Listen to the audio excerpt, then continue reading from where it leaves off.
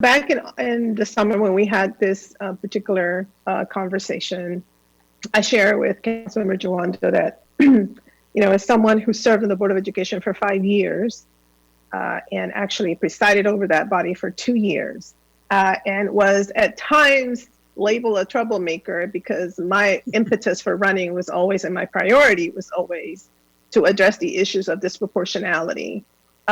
So much so that when actually SRO issues came up, I was one of those members who said we need to put brakes and we need to come up with a better system in terms of understanding the MOU and the training and all of those things. And so I've worked on those issues when we eliminated evening high school, which was identified as a way of tracking students and contributing to the disproportionality. It was hard because the backlash was really fierce. When we had to make very, very difficult decisions against many who would push back in the name of, addressing issues of disproportionality. I was usually the target, but it was okay because it was doing the right thing. And so what I shared with Councilmember Jawando at that time was that as a member of the Board of Education, I very much, and all my colleagues on the board very much stood by the sense that we were the ones who made school policy, and we were the ones who had to respond to that. We were an elected Board of Education, and we did not like it when other bodies tried to impose certain things on us, even if we agreed with that. And so what I shared was that, out of respect for that tradition of knowing that this is an elected body, I wanted to wait for the report to understand what do they believe from the perspective of what is in the best interest of the student population and how to best move forward. What do they believe could be some options? Because if we are going to eliminate it, which again, I have not been the champion of SROs. Everybody knows that. But if we're going to do that, then we do need to have something in place to address the fact that there are many parents who do like the SRO programs. There are certain students that actually look up to the SROs when, for example, they're being targeted for gang recruitment.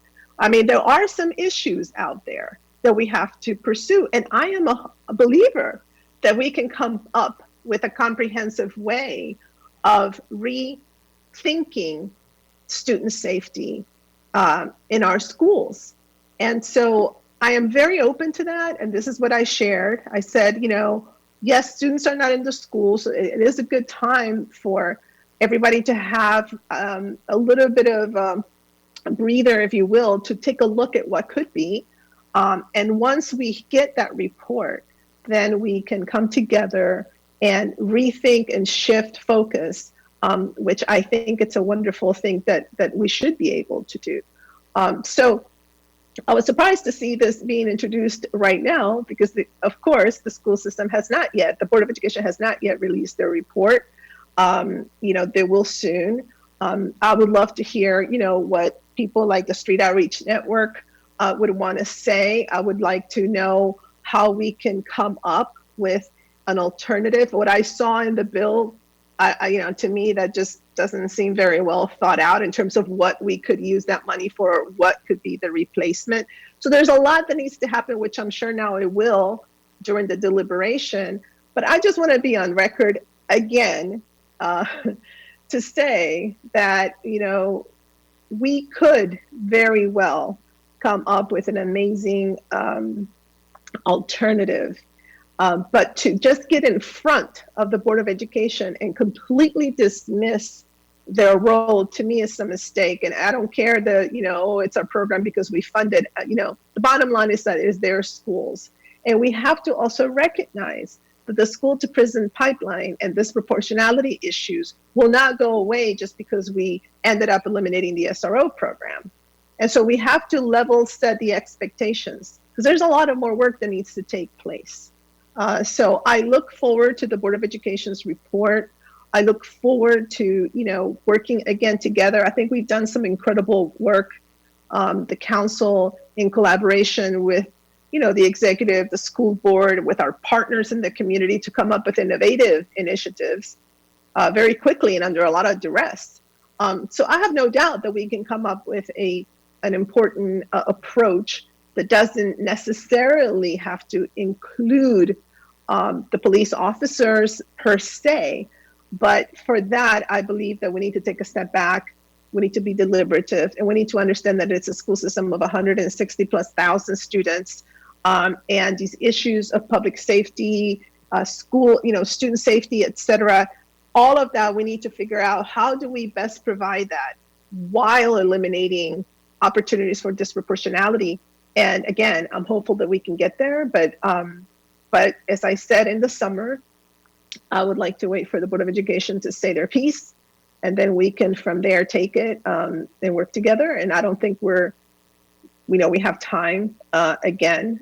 So we'll see where we go from this. But I just want to be on record again in terms of my position and my experience, having served on the Board of Education for those 6 years, and knowing that ultimately these issues of disproportionality run very deep. And regardless of what we do here, we will have to continue to work on those. My last comment about this is the following. I'm the only woman serving on this council, and we have an all-female Board of Education with the exception of the SMOG. And I think it's paternalistic to insinuate that our Board of Education needs help or a little push in order to make a difficult decision. These are extraordinary leaders, elected women leaders, who are not shy about making difficult decisions. And they will take into consideration whatever it is presented to them. They will evaluate this, and they will take a very good close look at what is in the best interest of our school buildings, and they will make a determination. And we owe them the respect. We might disagree, but we owe them the respect of allowing them to come up and present and release whatever decision it is that they have. And then we can take that into consideration, hopefully after a very robust conversation, and Councilmember knows is right, HHS needs to be a part of this, regarding how will we then envision and or provide the appropriate support, security, and safety to our students that does not promote disproportionality.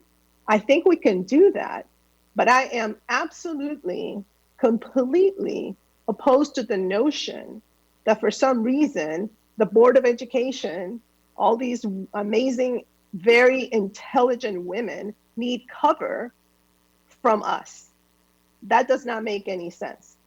Okay, on the one hand, we can't say that we need to do this, but then let the school system determine what is in the best interest in terms of the programs that follow. It's contradictory. So I just have to say that, because it is not easy to be a woman in these positions, okay? And when I start hearing this over and over again, it really does get on my nerves. Let's give them the respect they deserve. Let's allow them to release the report, and then we can come back. We're not in a rush. We don't have to deal with our budget until March. There is no rush here.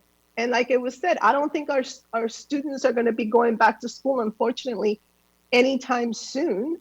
So we have time to allow them to do their work, for us to deliberate, and then work together on making a proposal. We've done this before. We did it with the Kennedy Cluster Project. We have, established extraordinary protocols for interagency and departmental collaboration in the best interest of our students and in the best interest of our families.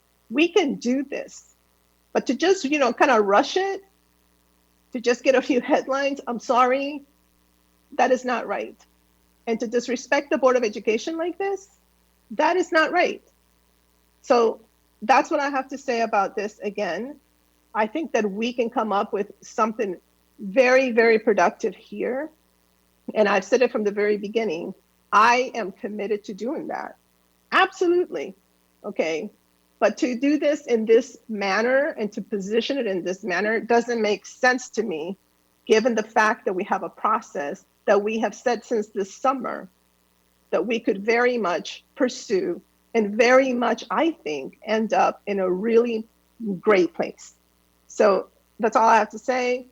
Again, I look forward to the deliberations. I hope again that, we can get this done, and that hopefully we'll have the necessary resources, because it will take a lot more than these $3 million to come up with something that makes sense for our students. I am committed to fight, for that. Absolutely. But there is a process that I think we can follow, and I think we should. Thank you.